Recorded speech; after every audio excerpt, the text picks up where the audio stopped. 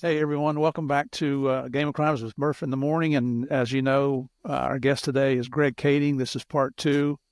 We were talking about the homicide investigator pool that had these theories about who was involved in these murders that we're talking about, Shakur and Biggie Smalls. So, Greg, during the break there, you were giving me a little bit of update that really sounded interesting. So, if you would tell us a little bit more about that, please. Yeah, so Poole, after he gets frustrated, he leaves the department. He hooks up with a writer from Rolling Stone magazine. They publish a book called Labyrinth.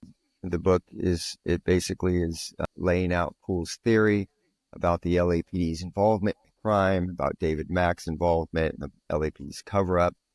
And so an attorney down in New Orleans reads it, civil rights attorney. He becomes aware of the book. He contacts Biggie Smalls' mom, Letta Wallace, and says, hey, based on what I'm reading in this book, we have what I think is the foundation of a really good civil lawsuit against the LAPD. Let's pursue it. And that's what starts the lawsuit. Well, Poole, meanwhile, he's off trying to get his own life together because it's kind of spiraled out of control. He's gotten divorced. He's in financial, having difficulties. And he ultimately gets a piece of information, a clue given to him by a investigative journalist at Fox News, a guy named Chris Blatchford. Chris Blatchford had gotten this letter written by a source of his years and years and years before, and he just threw this letter into his drawer. And it was, this person wrote this letter saying that they knew who killed Tupac Shakur. So when Chris Blatchford is getting ready to retire, he cleaning out his drawer and he finds this letter and he's like, oh, Tupac, the rap music industry, the murders, let me give this to Russell Poole. I know he still is interested in these cases. So he gives it to Russell Poole, and Russell Poole then formulates this new theory about what happened in the murders. And he becomes convinced that this is going to break the cases wide open, in particular Tupac's murder. So at this time, and I know this is getting a little convoluted, Suge Knight is now in jail for running a guy over and killing him. So Suge Knight is in jail. He's facing vehicular manslaughter charges, and it looks like he's going to be going to prison for what's likely to be the rest of his life. Russell Poole thinks that, hey, I know what we need to do is we need to seek Suge Knight's cooperation. He can tell us about the murders of Tupac Shakur and Biggie Smalls. He was there when Tupac was shot. He's the primary suspect in Biggie's murder. Let's see if the sheriff's department, who's handling that vehicular manslaughter case, is willing to go to Suge Knight and try to make some deal with him. Well, he's sitting there in Los Angeles County Sheriff's Homicide's interview room, and he's telling them about this new theory he has and this idea that they should go and get Suge Knight to cooperate. And they're looking at him like, not sure what to make. It's crazy. It's like, we have Suge Knight on a murder case. We're not going to deal with him in order for him to tell us about another murder he was involved in. Anyways, so Poole starts having heart palpitations right there in the interview room. And he starts sweating and having chest pains, and he ends up dying right there in the interview room while talking to the homicide investigators over at the sheriff's. And so this is what I mean by this whole thing essentially cost him his life, because he could never let it go. He was always, and to his credit, he is passionate about it, but to a fault. And I think that was Poole. That was Poole, not Suge Knight. That was Poole. Okay. Yeah. And because years had gone by and he still hadn't been able to kind of let go of his, for lack of a better term, obsession. And when he thought he was going to be able to finally get kind of vindicated with some new information, and then it didn't seem like other people were going to be listening to this new theory was very far-fetched, by the way. It's worse than the original one. And I think his heart couldn't take it anymore. And not just homicide investigators, but I think any type of investigator, if you get too personally involved in an investigation, it's easy to get those blinders on and get that tunnel vision. And even though other evidence is coming in suggesting that what you're thinking, it might not be completely 100% true, we dedicate ourselves to protecting others from crime, and murder is the ultimate crime, in my opinion. But when you refuse to look at the facts for what they are and not seeing how can I manipulate them to go into my way of thinking here. It's just, this is the result, I guess, right? Absolutely. Well said. That's exactly what happened. And that, unfortunately, was the result of not being able to step outside of yourself and objectively look at a situation and be willing to say, I'm wrong. Yeah. And I think when you've invested so much, it's much more difficult to then face the fact that you've been wrong. Well, and within the law enforcement culture too, as you well know, everybody will be accepting of you saying you're wrong, but then they're going to bust your stones about it because that's our culture. Right. That's how you deal with it. Now, this case, so the original investigation of Biggie Smalls, and he was murdered after, so Tupac was murdered first in Vegas, and then roughly a year later, Biggie's murdered there in L.A. And they're going through the investigation, but I'm guessing that it hits a stone wall and no progress is being made. So all of a sudden, it kind of goes into a cold case status. Is that right? Correct. So you've got this civil case going on. And by the way, yeah, so Tupac was killed. He was shot in September of 96. Biggie's shot and killed 6 months later in March of 97. It's all, mired in all these different competing conspiracy theories. And because of the lawsuit, the LAPD is like, hey, man, we really need to we need to figure out if we can solve this thing. So let's look at all the possible theories. Let's see what we can do. And that's what we did. We put together a federal task force because we knew, or at least one of my earliest observations were that, okay, you got this civil case making these claims against the department. We can't self-exonerate ourselves. If we go in and we say, hey, we did another investigation and, by golly, we're innocent. We didn't have anything to do with this. At this point in time, public perception is already that there's a bunch of dirty cops and that there's a cover-up. And for us to just come in and deny that being true, it's not going to really have much impact. So our thought process is, let's get the credentials of the feds. Let's get the U.S. Attorney's Office, the DEA, the FBI, the ATF, all the, three-letter alphabet agencies to join forces with us so that if we do get exonerated, if we do prove that these claims are false, we've got the credentials of all of these other agencies saying, hey, it was a legitimate investigation. These are our findings, and we concur that the LAPD was not involved in covering up the murder. So all of those federal agencies you just mentioned so we're talking drugs, we're talking weapons, we're talking everything. Yeah, because I was just thinking when we first started talking about it, I thought, what's the federal nexus here? So the federal nexus was that we wanted to look at this possibly as a racketeering organization with death row records. Yeah. And maybe that the murder of Biggie Smalls could have fallen under the purview of a larger racketeering organization. And we did the same thing with another group of guys from the Southside Crips who ultimately were identified as the murderers of Tupac. So we looked at it as broadly as possible so that we could get as much resources and look at, because at this point in time, 9 years has gone by and all of the conventional investigative methods had been exhausted. So it was time to try to reinvent the wheel and see if we couldn't make progress where no progress has been made. And so we thought that a combined effort with the resource and credentials of the Fed would help. And it did, because as you know, these things, you start doing wiretaps and doing, drug buys, it gets really expensive. And you need the funding of the feds. Yeah, understood. So now, is it 2006 when this is reopened? 2006. And this is when you get involved. Right. I get involved, and me and about 4 other LAPD officers and about 10 to 12 other feds create a task force. And then we all have our assigned things. Anything that's gun related, the ATF is going to handle. Anything that's drug related, because we had good reason to believe that these Southside Crip guys were still actively involved in drugs, and that might give us some leverage, which it ultimately did. So we have the DEA for that. And then we have the FBI, because the FBI had already been conducting back in the late 90s a racketeering investigation against death row records. So we got to incorporate their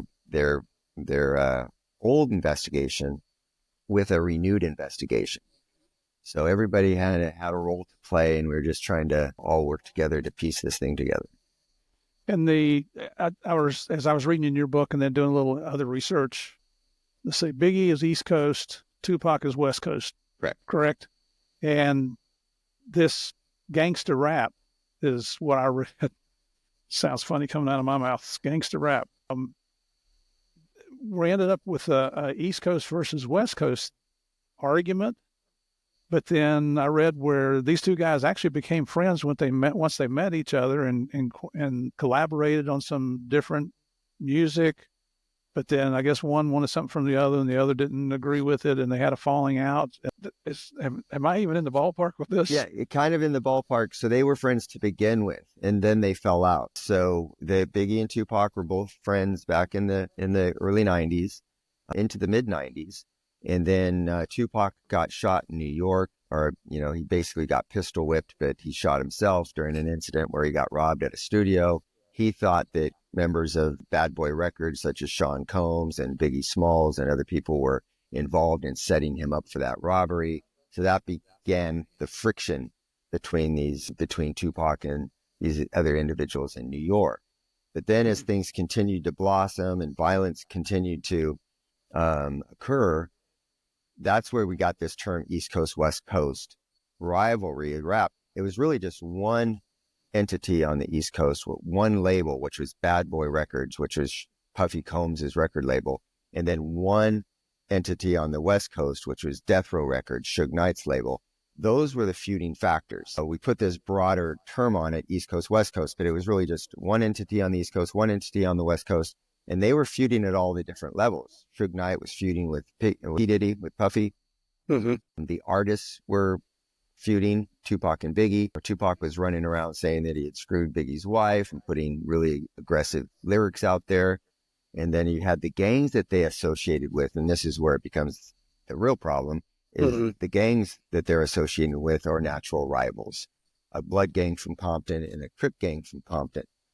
And so you've had three levels of conflict. And so that just continued to culminate into more and more confrontation, more violence. Other people were being shot.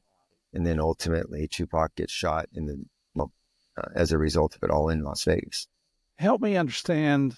I think I know this, but I'm not sure. What in the world do the Bloods and the Crips have to do with these guys creating rap music other than association with common personalities? Are some of them, are they former Bloods and Crips? Well, yeah, some of them would identify as gang members or associate gang members. Keep in mind, Suge Knight, before he started Death Row Records, he grew up in Compton. He grew up in Compton in a Blood neighborhood. And so a lot of the people that he grew up with became gang members, went off to prison. Some of them were convicted murderers. Some of them were on parole. And so these were his friends growing up. And so when he wants to create this label with this imagery, he starts to surround himself with people from the gangster lifestyle. And he's using them and they don't even realize it. They're using each other because, of course, they're a bunch of gangsters from Compton. They don't have a lot of opportunity in life other than what's happening in their neighborhood. Now you've got Suge Knight taking them, on these big trips and taking them to, video shoots where there's a bunch of girls around, and he's giving them cars and there's money abundantly. And so they're seeing that their lifestyle is expanding and opportunities are expanding by hanging out with Suge. Suge sees them as a built-in promoter of the image he's trying to create, and also the security that they can bring him. So these guys are a bunch of, parolees with scary reputations. So they're feeding off each other. So that's going on. And so as a result of that, Suge's rivalry, Sean Combs in New York, realizes, well, I've got to equip myself and kind of insulate myself with the same type of people to protect me from Suge and his goon squad. And so it was just this street enforcement type of attitude that led to more and more conflict. Because keep in mind, like Suge Knight, one of the first people that he joins forces with was Dr. Dre. And Dr. Dre had originally been with a rap music label called NWA. Remember, they had come out with the album Fuck the Police, and that music genre was really, really growing. and becoming more and more popular. So Suge Knight, wanting to keep that imagery and keep that genre alive, creates Death Row Records in order to do similar type of music. It boggles my mind as I was reading all this and then hearing you say it again, that this is being condoned in our country, that type of music is coming out, and you watch these music award shows on television, and people condone this. I mean, they're condoning going to kill each other. They're condoning getting rid of law enforcement, kill the police, all this. It's amazing. And then you look at their history, their background, even just Biggie and Tupac. Just look at their background, their run-ins with law enforcement. They're not literally clean. They're criminals. These are convicts, former convicts. Yeah, if Biggie had survived that night, he was going to get indicted on gun charges. Tupac Shakur was basically out on bond when he got shot. He was likely going to go back to jail for violating the conditions of his bond. Mm-hmm. And it's because he was serving time for sexual assault, and then he is out on bond. So yeah, and nobody's learned from all this. Even today, you still see, rappers are occasionally, but frequently, continuing to get killed. Shootings are taking places at nightclubs because of the environment in which all of these people choose to operate and all of the conflict that comes with it. And I just got to say this because this is a personal observation. It doesn't have anything to do with this case, but, having just watched the Olympics, and who was the face of the United States? Snoop Dogg. I mean, I know he was a gang member. I know he did prison time. He's had weapons charges. He had drug charges. And I'm a proponent of our justice system that you do your time, then you're kind of forgiven. But man, I don't know, just with me, it just doesn't sit right that that's the face of our country going to France to compete in a worldwide sporting competition called the Olympics. Yeah, I mean, the people that we choose to celebrate in this country does create some real questions. I mean, yeah. You got other people out there that are doing God's work, like Tim Tebow, who's just dedicated himself towards preventing human trafficking, but he's villainized because he takes a knee and prays during a football game. Yeah. And he's just this really, he's the kind of guy you want your sister to marry. Yeah, exactly. And, that's a good way to put it. He's the kind of guy you would want as a son. He's the kind of guy you'd want as a father and a brother. Yep. But he's not the face of a nation, right? Where other people are who really promote completely different sets of ideals. Yeah, and I've never had any personal experience with the Crips or the Bloods that I know of, but and correct me if I'm wrong here. We're talking about people that are involved with murder, with armed robbery, with intimidation, with extortion, with human trafficking, dealing in counterfeit goods and weapons. These are what in the feds, we call it polycriminal. They're not just involved in one thing. They're involved in anything that brings money to them, what they perceive brings power to them through intimidation or murder. There's nothing good I can think of about those gangs that I've ever heard. Am I wrong? No, but with that being said, I've met some really respectable, reformed gang members, people that have seen the error of their ways and have recognized and are remorseful from the things that they had done in the past and are doing what they can to try to curb other people that they can influence from going down those same paths. So thank God that there are some of those people out there that have, for all intent and purposes, changed turned their life around. Turned their life around. Thank you. Yeah, there's in fact, we've and I'm guilty of this too. We had one former Mexican mafia leader and hitman, Mundo Mendoza, on here. I've had him on twice, as a matter of fact. And I know it's strange when I say this, but we're actually friends. And I've become friends with the former president of the Chicago chapter of the Hells Angels, who will be on the show eventually once they finish making a movie about his life. But I don't know. I guess I've just never met anybody from the Crips and the Bloods that, has turned their life around. And I'm not sure that I've even met anybody at all from those two gangs. I just know what I hear from other law enforcement. Yeah. It just all sounds bad. It's never good. Yeah.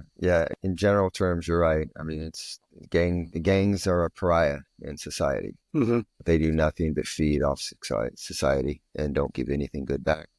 Yeah. In reading your book, I like the way you open it up, that you're setting the scene how leading up to Biggie Small's murder.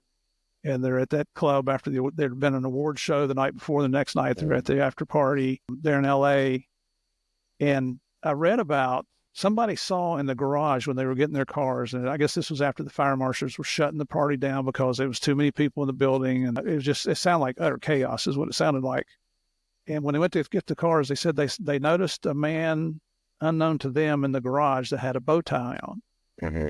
And then later I read where the suspected shooter of Biggie Smalls had a bow tie on. Mm-hmm. And you know where I'm going with this, that's indicative of the Nation of Islam, which, if you remember Louis Farrakhan, and Right, I think his son or grandson's was involved. Mm-hmm. How in the world does all that play into this conspiracy? Yeah, it's very interesting. So there was an incident where one of the security guards, he was actually a valet for the group, the entourage, but he's also acting somewhat as a security guard. He sees what he perceives as a person kind of giving him hard looks, like eyeballing him. And that individual was dressed up in the garb of what was traditionally Nation of Islam. And then when the shooting takes place, another witness who's sitting right behind Biggie, he looks over and he gets this very just quick glimpse of an individual who's the assailant. And then on the 911 tape, they say something to the extent that it was a Muslim. So we're trying to now investigators are trying to piece together, are these two different individuals? Because there were multiple Muslims there that night, multiple people in bow ties. In addition to even the staff that were working that night, many of them had on black and white suits with bow ties. Okay. So this wasn't just an isolated individual. There were a lot of possibility as to, are these the same individuals? And so when the witness in the back seat behind Biggie, he eliminates the person that the security guard saw and says, no, that wasn't who I saw. And so now it really undermines what the security guard saw, because he just sees a guy that looks suspicious, right? Mm-hmm. So, and then you've got to also back up into things that had taken place that all will also lead you to believe that a certain group of people or a certain person did something. In what had happened, there was previous conflicts going on between Bad Boy Records and members of the Nation of Islam. In fact, the night before at the Soul Train Awards, there's a confrontation where some people are kind of confronting Puffy Combs. And Puffy Combs has to turn to Mustafa Farrakhan and say, hey, what's the deal? Are we cool or what? Mustafa's like, yeah, we're not doing that here. Everything's cool. And he quells this incident. So then the next night, when you already have conflict with a certain group of people, the next night when something happens that is totally unexpected, what's your first thought going to be about who this likely is? It's the people that you're already having problems with. And that influences your perception of what happened, because they're already people that they're the only people at the time that you know of that would have any reason to do this. So that's how this whole thing kind of gets mired with this Nation of Islam thing. And then, of course, we know that there's a guy there that night, a guy named Shaheed Muhammad, who's a very prominent member of the Nation of Islam, who's a very close friend of Suge Knight. And he was there that night. We've had him identified there by multiple people. And he's done enforcement type of work for Suge Knight in the past. He's kind of like a fixer in Los Angeles. So all this stuff has to be taken into consideration. Was the Nation of Islam involved? Were they collaborating with anybody else? Maybe somebody from one of these street gangs. And so that is where we're trying to make sense of all the information that's coming in. Clear as mud, right? Clear as mud. Yeah. We ultimately get a co-conspirator to confess that Suge had hired a gang member, a guy named Poochie. This female runs as an intermediary because Suge's in jail. He can't communicate directly with Poochie. He's got this girl that comes in under the auspices of a legal aid. So they get non-monitored visits in the county jail. Suge can talk to her openly without it being over the phone or without any deputies monitoring the visit. And he can tell her, hey, this is what I need you to do. And this is what she ultimately confesses does. I had private meetings with Suge in the jail. He told me to get a hold of this gang member. I got a hold of the gang member. An agreement was made about how much money was going to be used. And she says that night I was even at the Peterson Auto Museum when the shooting took place. So we have a confession from a female who's putting herself in the middle of the conspiracy. And she says who the shooter is. She's the only one that we have that identifies the shooter. And then, of course, he's a gang member from Suge's neighborhood. Is he wearing this Nation of Islam garb as intentionally to deflect who actually carried it out? And then we already know in Los Angeles, there were quite a few people, especially people from gangs, who were impersonating Nation of Islam while they would go out and carry out home invasions and different types of robberies, impersonating these guys.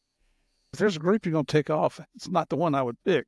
Right. Well, what happens is that because it's disarming. If they show up at your front door with their literature or their bean pies in South Central Los Angeles, you just figure, hey, it's a respectable person of the Nation of Islam. I can open my door and not worry about it. Mm-hmm. And so it's a disarming thing, which was actually pretty smart for guys who would be impersonating them. So now you guys are up and rolling with the task force again. I've seen where you've been on a ton of shows lately. There's a new, we mentioned at the very beginning of the interview, this Keith D. I'm not sure what his role is. If you can't just kind of explain how this is all developing, and then where you get to where now we've got people in custody and There's a trial coming up soon. Sure. So I mentioned that one of the reasons that we wanted to join forces with the feds and especially the DEA is we wanted to pursue a drug case against this guy named Dwayne Keith Davis. Now, Dwayne Keith Davis has always been a person of interest in both murders. And the reason why is because in Tupac Shakur's murder, right before Tupac was shot and killed that night in Las Vegas, he gets into a fight in the casino after he's leaving a boxing match. He's walking out. He gets into a fight with a gang member, a guy named Orlando Anderson. Orlando Anderson and his uncle, Keefe D, are in Vegas. Tupac gets shot and killed. And so they're the primary suspects from day one. Orlando Anderson at least is, because he's got the motive. He's just been beaten up by, by Tupac Shakur and other members of Suge Knight's entourage. Is Orlando a gang member? Yeah, he's a Southside Crip gang member. Okay. And his uncle, Keefe D, was the shot caller for the gang. So we thought, well, maybe Keefe D knows something about Tupac Shakur's murder because it's his nephew is the one who's the primary suspect, and we know they're in Las Vegas. And we also know that Keefe D was at the Peterson Auto Museum in associating with Biggie Smalls the night that Biggie gets shot and killed. So here's a guy that's in both places of where these murders take place. So we just know he's been interviewed before. He denies knowledge of anything. We're like, okay, we're going to have to get some leverage on him. We become aware of the fact that he's dealing interstate narcotics back to West Virginia or to Virginia. And we decide to start do a dope case on him. And we introduce a couple of informants. We start buying kilos from him. And the U.S. attorney's like, hey, we're going to need at least 5 kilos. And because of the informants we're using, we can't push this too hard because it's going to look suspicious if these guys are asking they don't deal weight. Right, they don't deal weight. And so Keefe we were on a wiretap and we heard Keefe talk about the fact that he's got unlimited amounts of PCP. So the U.S. attorney said, hey, minimum mandatory is a gallon. You don't need 5 kilos. You get me a gallon of PCP. That's 25-year minimum mandatory.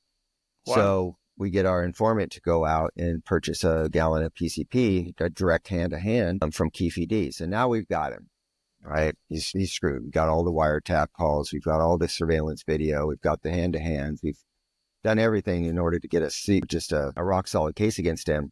We confront him, and we tell him, listen, you're going to prison for essentially the rest of your life. Do you want to sit down and talk? So he gets an attorney, and we sit down and we start to have a series of proffer sessions. And it's during those proffer sessions where he admits that I was there the night when Biggie was shot. I had nothing to do with it, but I can tell you about what happened in Vegas because I did have something to do with that. And then he goes and confesses to his role in Tupac's murder. He procured the gun. He got into the car. He directed his other Crip gang members to accompany him. They go out, they shoot and kill Tupac Shakur. So he admits to all of this. He explains that his nephew Orlando Anderson was the shooter. A guy named Terrence Brown was the driver, and another guy named DeAndre Smith, who was a passenger in the car. So he identifies everybody. I'm sorry to interrupt, but when you guys questioned him, was there any kind of agreement in place that, like when I used to go debrief people that want to cooperate, and it wasn't murder cases like you're talking about here, but they had to tell me everything short of committing murder because anything I found out independently I could use against them. So was there an agreement in place with KPD?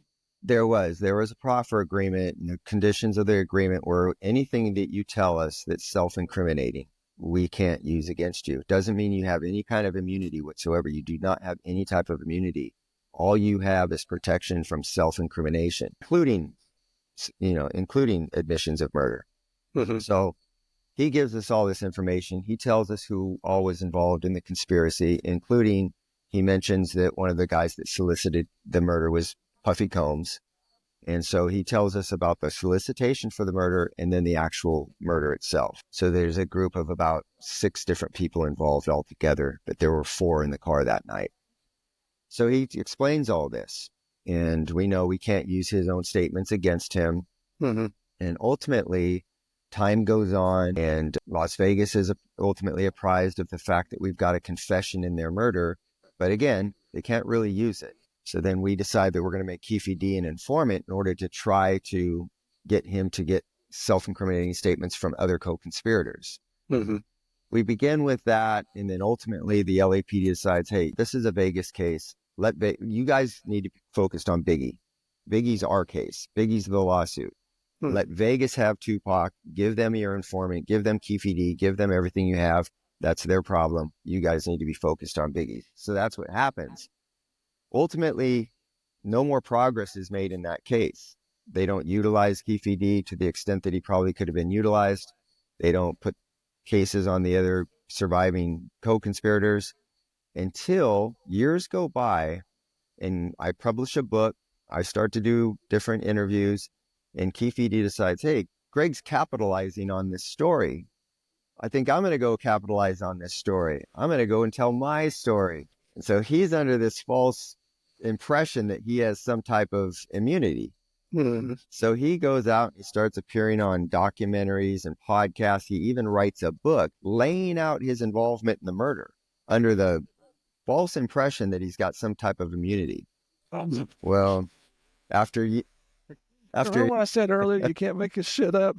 Can't make this shit up. So Vegas is just sitting back and just giving him more and more rope to hang himself. And ultimately they decide, okay, the DA in Las Vegas says, we've got enough just based on his own self-public confessions. We've got enough to prosecute him. So they indict him, they arrest him, and now he's facing trial, which is going to come, I think, in February or March.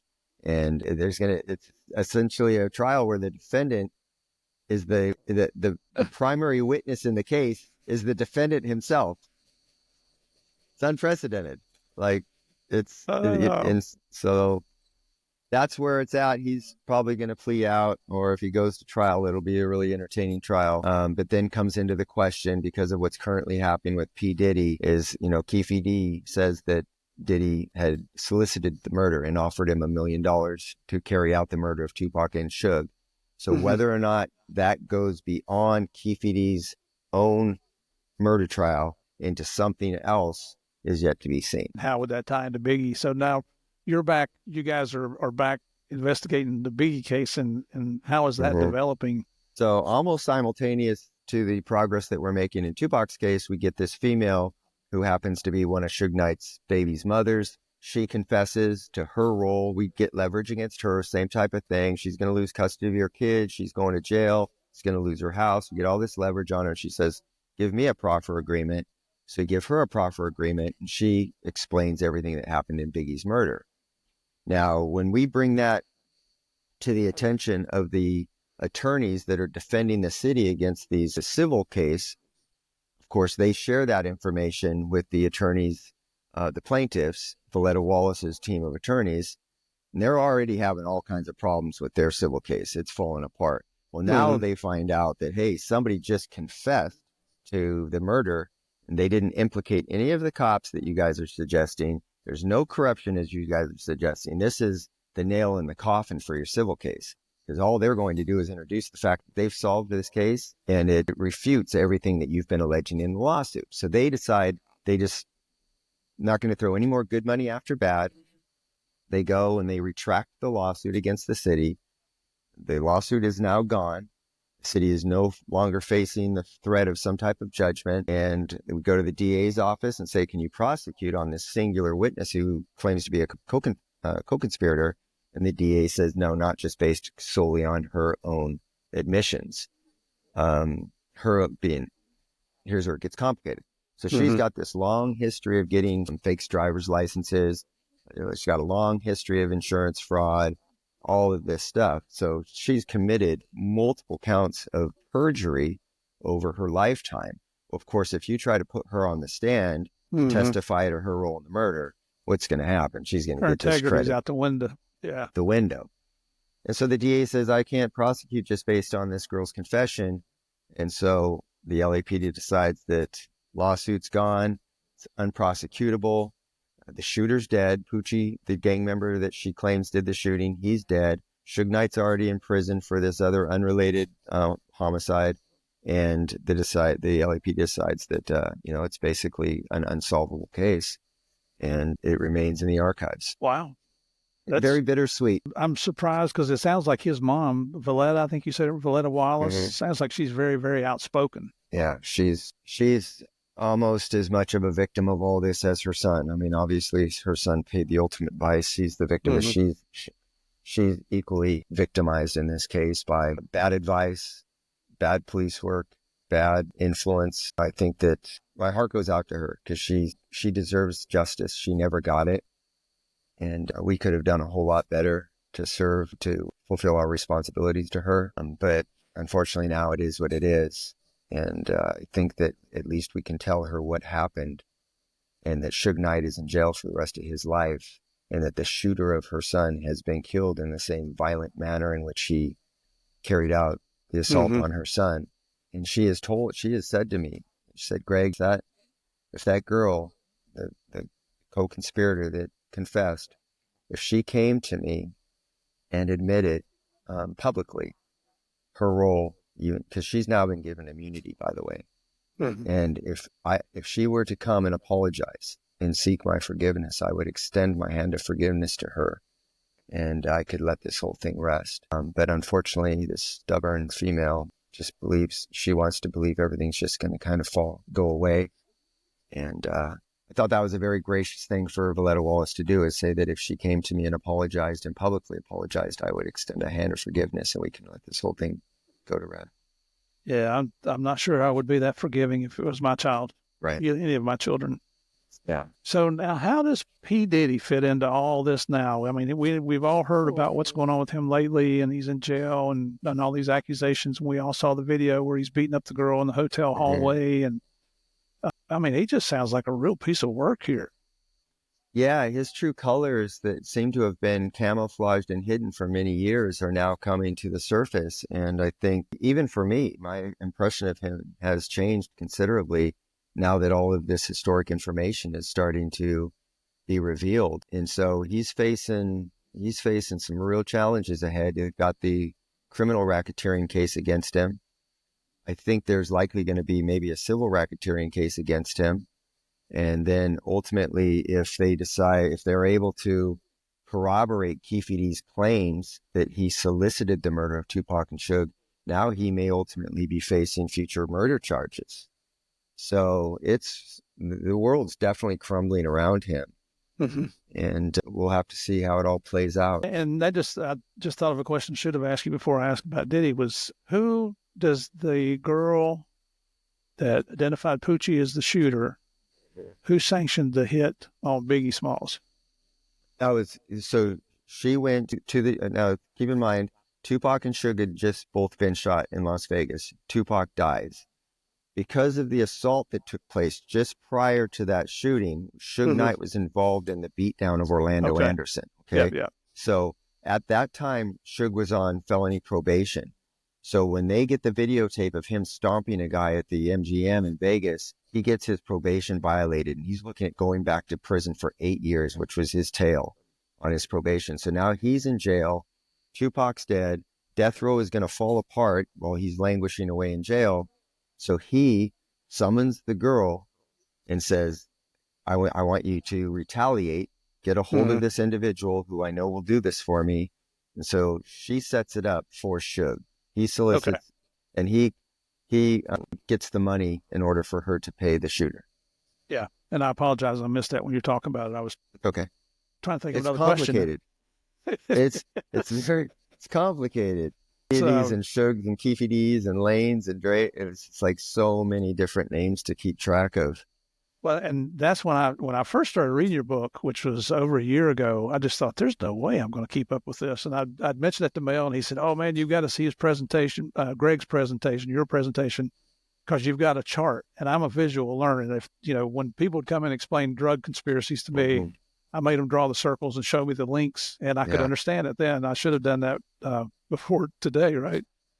You really do need a flow chart to kind of wrap your head around all this. It's very convoluted, complicated, but it's also a strange, paradoxical way. It's also very simple. This was just gangsters doing gang shit. It was just street actions. So in your opinion, because you have the reputation now of saying, "I know who killed Biggie Smalls," is what you just related to us. You believe that's what actually happened?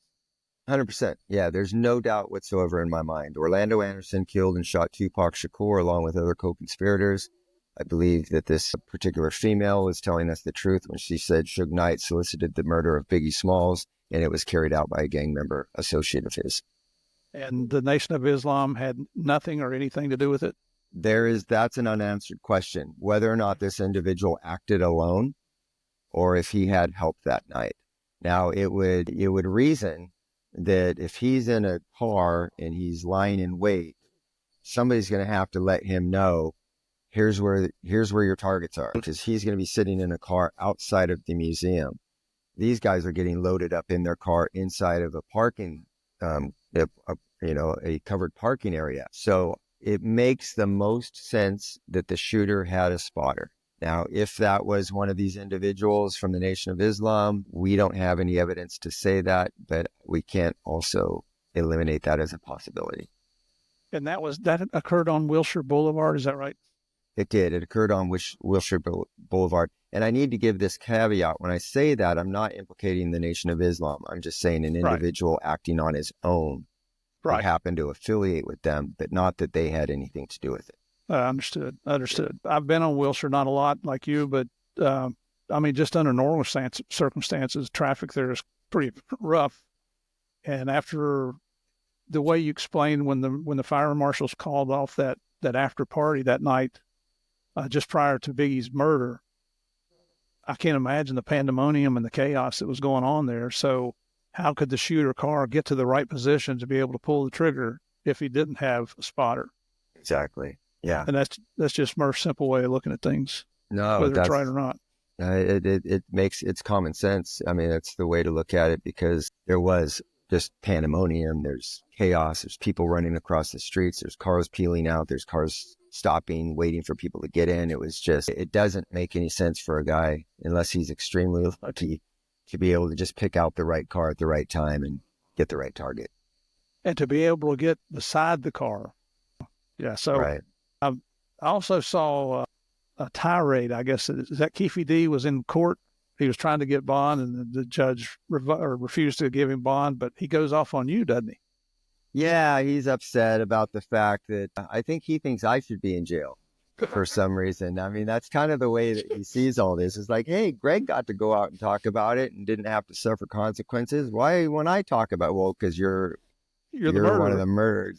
Yeah, and so he just regrets the fact that this has all backfired on him. But he's one of those guys who thinks he's the smartest guy in the room until he's proven otherwise, and then refuses to accept frailties. It looked like his attorney was trying to get him to be quiet, and he just wasn't having any of that. Well, that's the best thing about it. The attorney's like somewhat open about the fact that he wants to be part of a reality TV show. He's like, yeah, I want them to follow us around while I prepare for trial, and this is my legacy. This is how else am I going to get a Johnny Cochran-ish legacy? And so it's just it's pure comedy, really. It is. It's we like to say that we don't always go after the smart ones. The low-hanging fruit is plentiful. Yeah, I think that might be the case here. Absolutely. Now, why did you decide to retire from law enforcement? A couple of reasons. I'd done 25 years, and I had, for me, done all of the things that I wanted to do. I had no interest whatsoever in promoting and becoming a manager of people. That is not my forte. I probably would have been horrible at it. I am a really good dogged investigator, but that's my limitations. I was not going to be able to, promote to lieutenant and then go to manage people. That's not why I became a cop. And none of that ever appealed to me. And so there was only one thing left on the job for me to do, which was to go and work we have a special surveillance unit known as SIS. And they have this great reputation as being this really elite surveillance unit. And so when I was considering retiring and the department said, Greg, we'll give you any job you want to go do right now. And I said, I'll go work SIS. But there was no openings over there at the time. And then someone suggested to me, you should write a book about this case. It's like, obviously I can't do that while I'm still on the job. If I disclose any of this, the department's not going to appreciate it. So the opportunity came to write the book and to kind of walk away from it all and start a new chapter. And so that's what I did. And I'll tell you, Steve, I have absolutely no regrets. I had a great career. I loved almost every minute of it. There were some ups and downs, but overall, I was really blessed. But I don't miss it for even a second. The day I left was the day I never looked back. Yeah. I got to agree with you there. I was as a cop for 38 years. Since I was 19 years old, I couldn't imagine doing anything else. And I did take the promotions, and the worst thing you have to do is deal with employees. The good ones are easy, but it's problematic. It's that 10% that causes you all the grief, and then running multi-agency task forces. And what a challenge. The only thing I miss is the camaraderie that goes along with the law enforcement culture. But you don't always lose that, right? Probably a large percentage of your friends today are guys that you worked with or met who are also retired, but they're law enforcement. I'm assuming that's your circle of friends. Pretty much. We just moved to Orlando 3 years ago, and I've gotten involved with the Orlando Police Foundation, and I've done some keynote speaker at their big fundraiser last year, and just last week got a guest coming on soon, and he happens to be one of the trainers for OPD here. So he invited me out to their academy and got to see that and their indoor shooting ranges. And you live vicariously through the real cops, what they're doing now. I love it. It's, and Javier and I, we have our speaking business and we travel all around the world. And most of the things we do now are law enforcement conferences. So you get to meet the folks that way. And the podcast here, this is all about, now I make no bones about it. This is all about portraying law enforcement in the most positive light, so our listeners can see the commitment that's required, the bravery that's required, the sacrifice, the perseverance to get things done, to help people that most time we never meet, and a lot of those people hate us. Yeah. But that's the career path we chose. So it's the nature of the beast. It is. There's a couple things I would do over if you had the mulligans. But in the long run, that old saying, find a job you like, you'll never work a day in your life. Yeah. You and I found that job, brother. Absolutely. Yeah. And then, of course, it led to all of the opportunity post-career.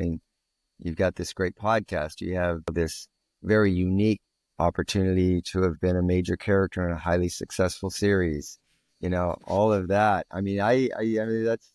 That's really cool. It's unusual, and it's also, in my opinion, it adds just more diversity to your universe. It does. It's no complaints here whatsoever. I'm loving life after DEA. I didn't think I would. Quite honestly, the blue coats down at the federal building, the retired cops that were, I thought I'd be a blue coat at a federal building. That's what my future entailed, and I'm not even anywhere close to that. It's amazing. So, ironically, when Russell Poole decided to leave the LAPD and walked away from his career, I guess in law enforcement, but ultimately he takes a job as a marshal he was a blue coat in the federal building in downtown LA for many years. Yes. So that he took that job on as a second career. Yeah, and please don't anybody think I'm putting the blue coats down, because they're all former law enforcement, the ones I always was around and respected them for the careers that they had. And you got to do what you got to do to put food on the table, right? Absolutely. And so, if you have the right attitude, you can make anything fun. You can make it. It's all about perspective, right? Yep. So I want to hold your book up again. and this is Murder Rap. I got this copy on Amazon, so I know you can get it there. Just Google it. You can find it anywhere, and there will be on our website. I'll have a copy of the book and a link to take you to where you can purchase the book. I highly encourage you. If this case, we've all heard it. I'm not even interested in the rap music and all that that culture that goes along there, but we've all heard about this case and these murders. So if you want to find out the truth, check out the book.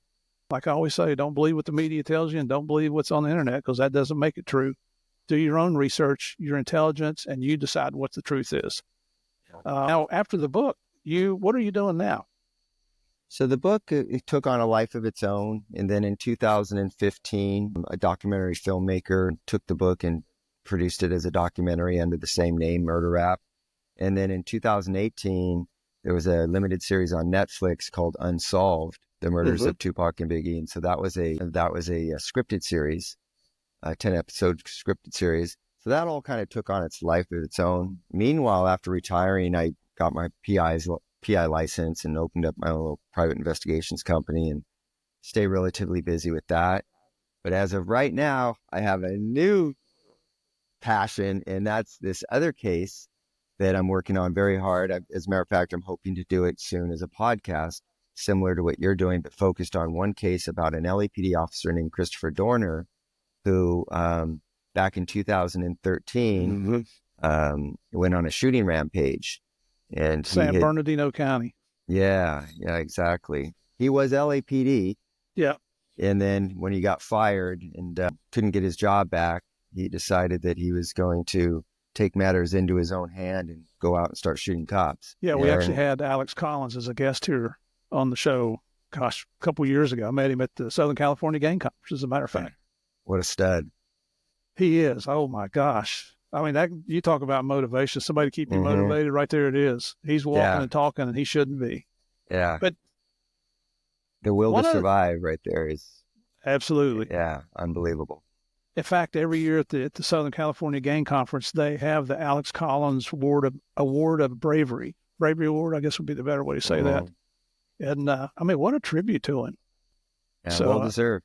Absolutely. Absolutely.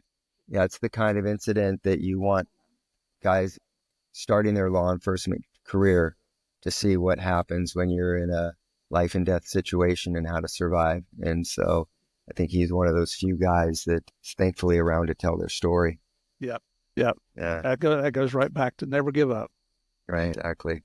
One other thing I thought I seen, were you involved in the Harry Bosch series? Yeah, I was just for a couple of, so when the Bosch, it spun out into a follow-up series called Bosch Legacy. And so there was the Bosch series where Bosch was an LAPD detective, and then it spun off into where he retires from the LAPD and becomes a private investigator. So I helped with the first couple of seasons of that as a consultant. Wow. Did you get to meet the actor? I did. I met Titus and several of the other people involved in that series. So yeah, I don't know if it was through Jamie or somebody else, but on a couple of opportunities, I went and played an extra in the show. Cool. Just standing in the background, maybe drinking a cup of coffee or checking a shotgun. On your IMDb, it shows 10 episodes that you were involved with. 10 episodes. Yeah, first 2 seasons of that cool. follow-up series. It was cool. Yeah. And then since this has all gone down with Keefe D and it's kind of spurred up the interest in these investigations again on Tupac and Biggie, I was just looking. I purposely don't watch interviews that you've done before because I don't want to copy anything anybody else is doing, but I also want to be surprised as we're going along because it just results in asking questions. I guess the investigative side of things. But I saw that you've been on with Patrick Bet-David, who's huge. Yeah. Javier and I did a show with him, an interview with him, and then I went on his podcast a couple of years ago. You've been on Vice, Rolling Stone Magazine, New York Magazine, Vlad TV. Holy cow, man. I don't know how you got time to do anything else with doing all these interviews. Well, what I like about this, Patrick Bet-David was just amazing. He's just an extremely intelligent guy, and he's got this wonderful platform that he talks about a variety of topics on. Most of the stuff I do are urban platforms that basically have a particular audience. What I love about this one, what I appreciate about you, Steve, is that this is a law enforcement one. So it's platforms like this or speaking at police conferences, or those are the ones where I just feel most at ease because I know people can understand what I'm talking about when I talk about the difficulties of an investigation and the importance of objectivity. So it's very refreshing for me to be able to speak to colleagues versus a community that looks at me with kind of a skewed vision because Yeah. So you can find, if you want to find out more about Greg, I did not see a website. Do you have a website? I don't do a lot of self-promotion. I found him in a few places, and I found him on Instagram, Facebook, X, which was previously Twitter, and LinkedIn. And I still got somebody else's name under LinkedIn. Is the reason I hesitated there, but it's all under Greg Kading, Kading. So check him out. Check his book out. Seriously, I'm not kidding. It was a little bit confusing for me, but never claimed to be the brightest bulb on the Christmas tree here. So, and those of you that listen to me regularly, you know that. But hey, can I make a quick pitch or something, Murph? Absolutely. Absolutely. If anybody that happens to be listening to this episode of your podcast, if anybody was directly involved in the Christopher Dorner case and is willing to come and share their experience with me, I would really appreciate it. I want to tell that story from all the different viewpoints as possible. I think it's a fascinating story. It's timely, has to do with the issues of racism and politics and all of that. So if anybody's listening that wants to help me out, I'm easy to find. There you go. And if you can't, I'm on Game of Crimes podcast at gmail.com. Send me a message and I'll get you in contact with Greg. And Greg, I'll do everything to make sure all 28 of our listeners here on Game of Crimes hear this. Yes, I appreciate that. That's a joke, everybody. We're trying to build everything here.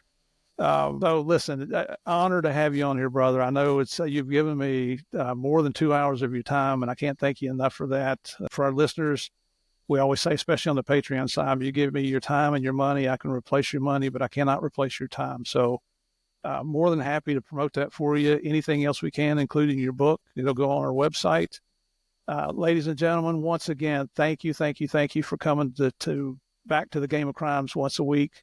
If you're not watching this on YouTube, do me a favor and go to YouTube and click on that subscribe button. You'll get to see my ugly mug, but you get to meet the guests that we have on here, and that's really what I want you to do. You'll learn that they are all human beings just like you. It's just they chose a path to be a public servant and serve their fellow man, which in my book makes them a frickin' hero. So until next week, thank you. God bless you all. I look forward to seeing you next time. Well, unfortunately, that's it for this week's episode of Game of Crimes with Murph in the Morning. Thank you folks so much for taking the time to see and hear some of the best true crime content you can find anywhere. None of this would be possible without your support.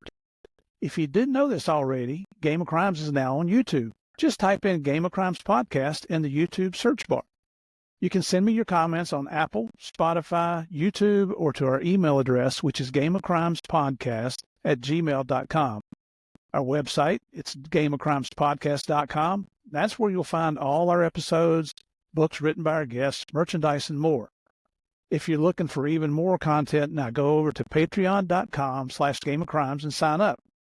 There you'll find several bonus episodes each month, ranging from serious and current topics to some silly and fun events. And you can even get early access to each week's interviews before they drop on YouTube or wherever you listen to your podcasts. You can even subscribe for free and hear the first 5 minutes of each episode, and that's to help you decide if you'd like to spend some of your hard-earned cash to hear more. That's patreon.com/gameofcrimes. To all our guests here on Game of Crimes, it's an honor and a pleasure to have you on the show. I mean that sincerely. Thank you for your service to your communities, your countries, and for taking the time to tell us about your adventurous lives. May God bless and protect all the men and women in law enforcement, our military, and all of our first responders. And you know what? This goes for all of our listeners as well. Thank you for your continued support. And just one last thought here. It's okay for us to have different ideas and different opinions, but it doesn't mean we can't continue to be friends. All right, my final thank you. Thanks for joining me again to play the biggest, the baddest, the most dangerous game of all, the Game of Crimes. I'll see y'all next week.